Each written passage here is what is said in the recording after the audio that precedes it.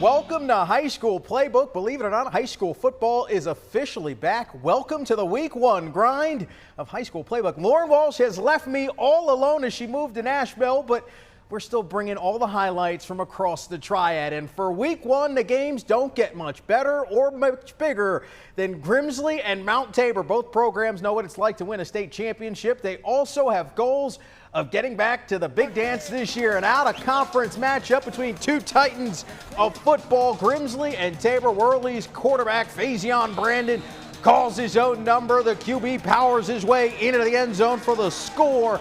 We're all tied up at 7. Spartans looking for the answer. Quarterback Lane Albright has the ball slip out of his hands. It's a fumble. Grimsley's there to recover. Things getting worse for Tabor, facing 4th down, and they're trying to punt. The ball ends up out of the end zone. It's a safety. Grimsley scores 30 unanswered points to knock off Tabor. 30-7 is the final. Now just up the road, West Forsyth taking to the field against AC Reynolds in their season opener. First quarter, West on the move. Quarterback Burt Rice looking to strike through the air. He fakes out our cameraman, but not the defense. It's an INT by Wesley Rumbo.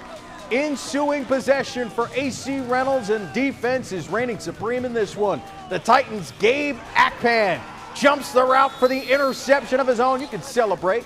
Now we move to the second quarter, still scoreless. Hayden Craig is going to redeem himself for AC Reynolds. He connects with Christian Lewis.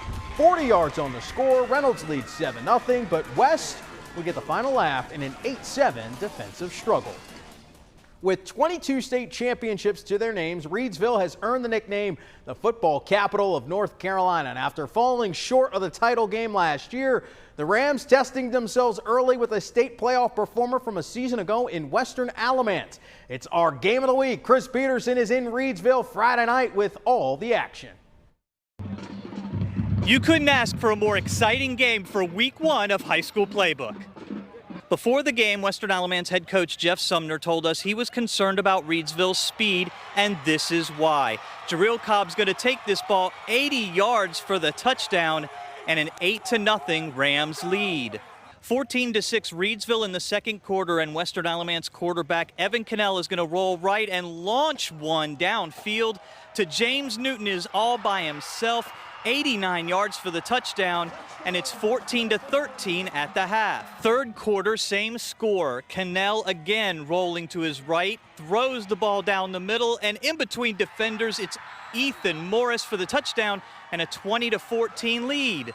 Tie score, fourth quarter. Al Lee, Rams quarterback, finds Kendre Harrison with the one-handed catch and a 28-20 Reidsville lead. They would go on to win 36-28.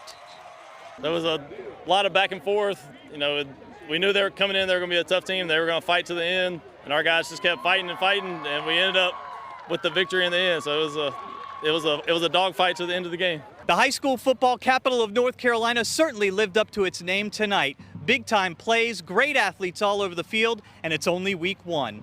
In Reidsville, I'm Chris Peterson, WXII 12 Sports.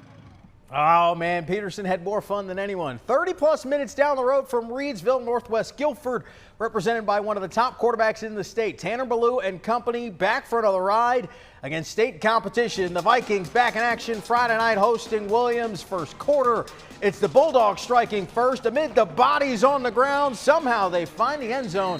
Northwest trails 7-0. Ensuing kickoff, and we've got ourselves a developing situation. Trenton Cloud's going to receive the kick, and he's finding some space. He's making players miss. Look at the feet. He's a half step away from breaking this thing to the house before he's finally brought down. And you know what? We can't stick around for all the scoring in this one, but Williams ends up knocking off Northwest 39-34, the final. New Southwest Guilford coach Marlon White ready for the 23 football season as the Cowboys open on the road against Oak Grove. The Grills strike first. Running back Carson Williams smelling pay dirt, a 3-yard score. It's 7-0 Oak Grove. Southwest strikes back with a score of their own. Darius Harrison calls his own number on the 2-yard keeper. We've got an 8-7 ball game.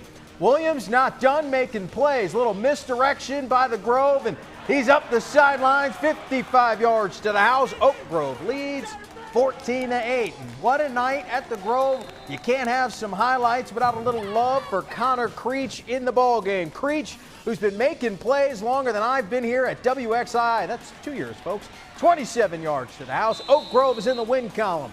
49-30 is the final.